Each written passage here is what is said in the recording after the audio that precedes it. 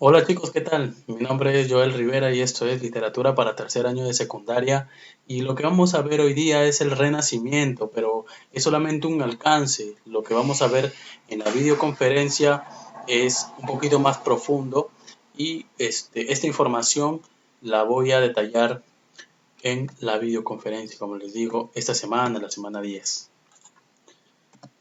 Bueno, en la definición podemos hablar del Renacimiento como un movimiento de renovación desarrollado en el ámbito de Europa entre mediados del siglo XIV y el siglo XVI.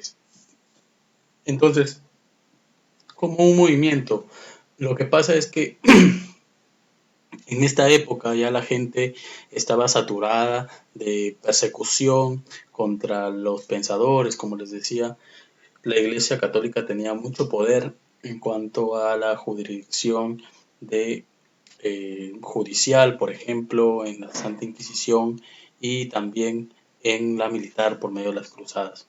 Entonces se le quitó un poco poder a la iglesia y empezó a resurgir, a renovarse el, el ser humano, el hombre, y dejó de ser Dios el centro de todo para volverse el hombre el centro de todo como una persona que podía alcanzar la perfección a través del conocimiento. Surge en Italia, pronto se extendió por el resto del continente europeo. Su influencia se dejó sentir en los círculos científicos, filosóficos, políticos, sociales, económicos, estéticos, sobre todo en las artes plásticas y en la literatura. Cuando hablamos de artes plásticas nos referimos a la pintura, la escultura y también nos referimos a la oratoria en cuanto a la literatura. En el contexto surge pues, hay un desarrollo del creciente poder económico de la burguesía, cuyo principal interés es centrar la apertura de nuevos mercados por medio del poder socioeconómico. Permitían un mayor desarrollo de la actividad comercial y el descubrimiento de nuevos centros de abastecimiento de productos, es decir, la amplitud de mercados y formas de conseguir alimentos, ya dejaba de lado un poco el adoctrinamiento que se tenía de la iglesia y empezó a moverse el dinero como principal bien y las tierras se dejaron un poco de lado para volverse pues complementarias a la riqueza monetaria.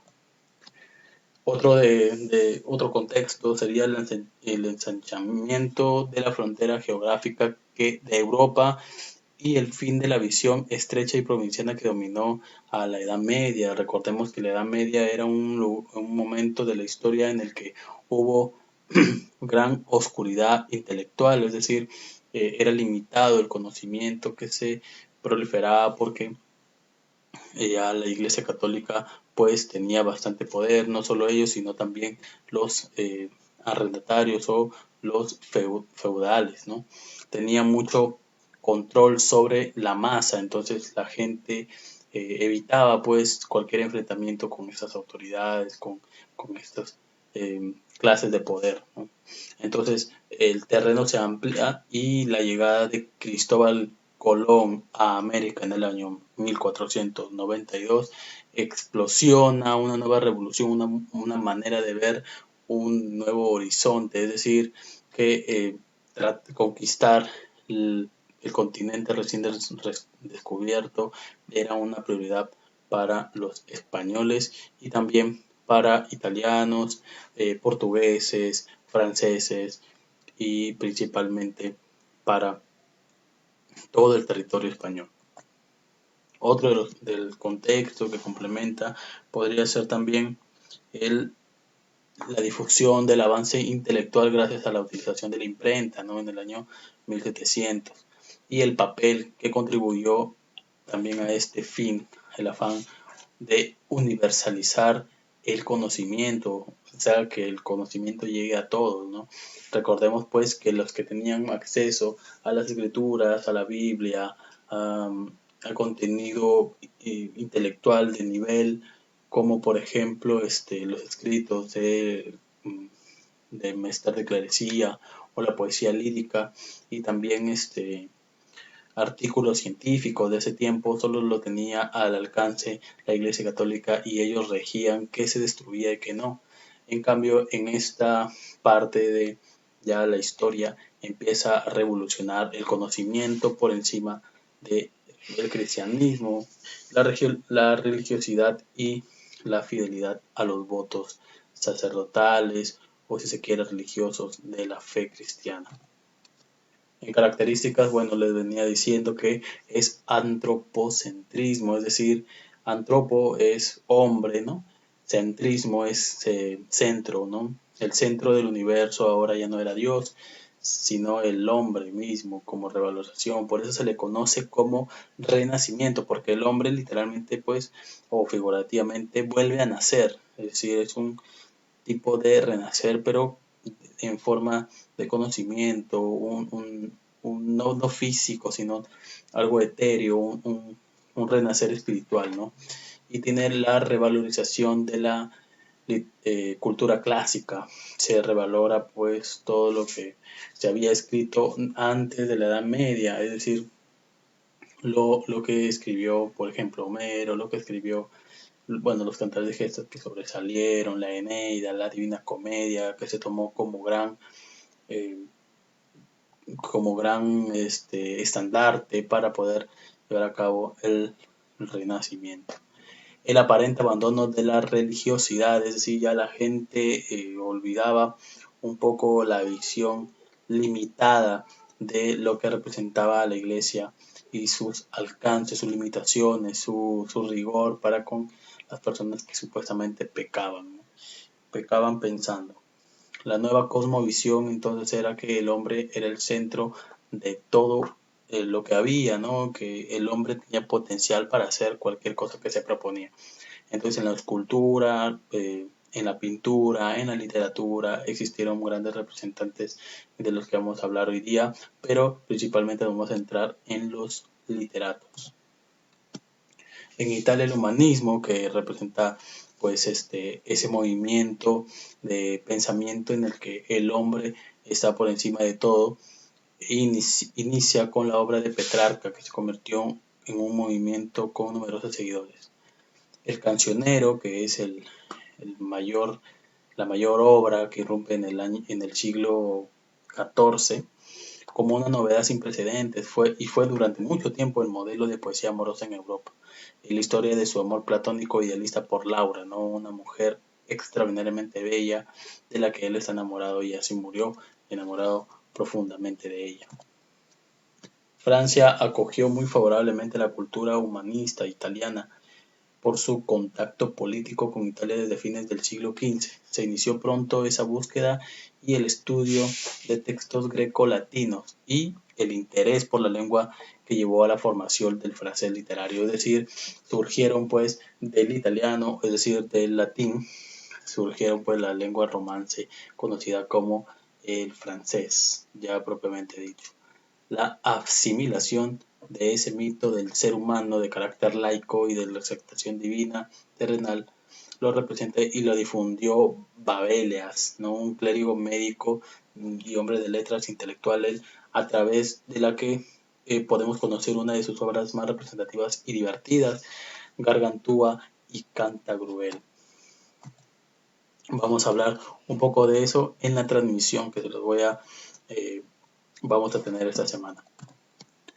Las nuevas escuelas poéticas se inspiran en la fe y en el poder del espíritu humano. Sin embargo, ya no piensan pues en el Espíritu Santo como principal guía, sino que el intelecto humano del espíritu humano puede revalorar pues el conocimiento, puede revalorar la cultura, puede revalorar las obras del hombre y lo liberan de la objeción teológica que lo asolaban, ¿no? Como el pensar si se iba a ir al infierno, si se iba a ir al purgatorio, si se iba a ir al paraíso de acuerdo con sus obras. A través de la iglesia, a través de la política del miedo, atemorizaba pues de esta manera a los grandes pensadores, al pueblo, a las masas, para que estos no incurran en la lectura de nuevas obras literarias, ¿no? Que estaban floreciendo en esta época. Inclusive hubieron muchos que no siendo parte de del poder de la iglesia, sino que eran feligreses, persiguieron por sus propias manos a muchos de sus escritores. Destaca entre estos escritores perseguidos Ronsard, conocido en Francia como el príncipe de los poetas. Muchas de sus composiciones encierran una invitación al carpe diem, al goce de los sentidos, ante la inhabilidad de la muerte. Es decir, carpe diem es, pues, aprovecha el día, ¿no? Aprovecha el día, vive el hoy, ¿no?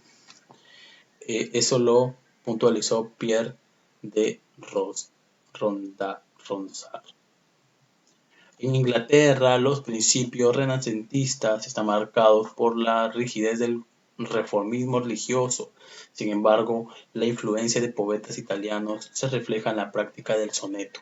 No hay duda de que se reconoce como modelo cultural principal el italiano. Aquí hablamos pues de la rigidez de porque por eso es que se centra pues el poder en Roma, ya sale de España y se centra en Roma, porque muchos poetas italianos lucharon con la práctica del soneto y pues después llegó a ser expandido por toda Italia, aceptándose como modelo cultural este. En Alemania también vivió los ecos de la reforma de Lutero, por lo que la influencia de los modelos italianos fue casi inexistente. El Renacimiento alemán está marcado por la polémica religiosa entre Lutero y Erasmo. No, Lutero era un reformista, ¿no? Que trató, pues, denunció los abusos o excesos de la iglesia y pidió por una reforma de la iglesia católica. Eh, Lejos de lograr su objetivo, pues se creó a su muerte la iglesia luterana que hasta ahora existe, ¿no? En su nombre. Lo que intentaba Lutero era reformar, es decir, que se cambien algunas cosas como las indulgencias que representaban un peligro para las creencias religiosas. Por ejemplo, el hecho de que tú tengas dinero para pagar el pecado que has cometido. Eso para Lutero era una de las mayores aberraciones que se había escrito sobre la historia, ¿no? Del cristianismo. Él creía en Cristo, sin embargo, pensaba que era necesaria una reforma. También pues ponía en tela de juicio la santidad de la Virgen María como principal tesis entre sus denuncias contra la Iglesia y sus direccionales. Entonces, hasta ahí vamos a ver en este video. Me gustaría profundizar, pues, como les digo, y agregar imágenes a estas diapositivas para que ustedes puedan entender. Voy a dejarles de la semana pasada, pues, 5 preguntas de las que ustedes van a tener, pues, que sumarle las 5 de esta semana para que sean 10 y puedan entregar su tarea. Eh, Hay algunos chicos que me den muchas tareas, por favor, chicos, entreguen sus tareas y si ya se les venció el plazo, pueden entregarlas a través de mensaje con previa justificación para yo poder revisarles y agregar la nota en el sistema, porque tengo entendido que en este mes ya se vienen las evaluaciones y sería muy importante que ustedes tengan todas sus notas completas, si no de nada serviría pues que estén llevando estas clases por medio de videos de la plataforma YouTube y la plataforma Educare con las videoconferencias Zoom. Ahora chicos, me gustaría también dar una recomendación con respecto a las tareas. No me copien internet chicos porque yo me doy cuenta y a veces por no ponerles una mala nota, como que siento que estoy apoyando a muchos eso, la flojera de no investigar chicos. La manera correcta de hacerlo es por medio de la lectura, no copies ni pegues, es decir, puedes leer de otras fuentes si quieres, si te es insuficiente la clase. Yo entiendo que hay algunas deficiencias, tal vez por el tiempo, tal vez por la cantidad de cosas que están extenso ese tema, pero la manera es leer y interpretar tú propiamente con tus palabras puedes escribir, redactar y explicar la tarea que te dejaron, ¿no? Cada una de las preguntas tiene un valor para mí y yo las leo todas, ¿no?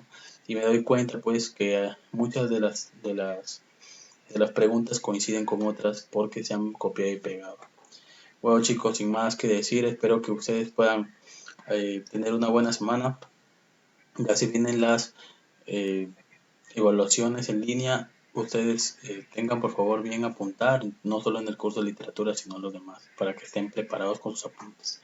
Bueno chicos, conmigo será la próxima. Hasta luego.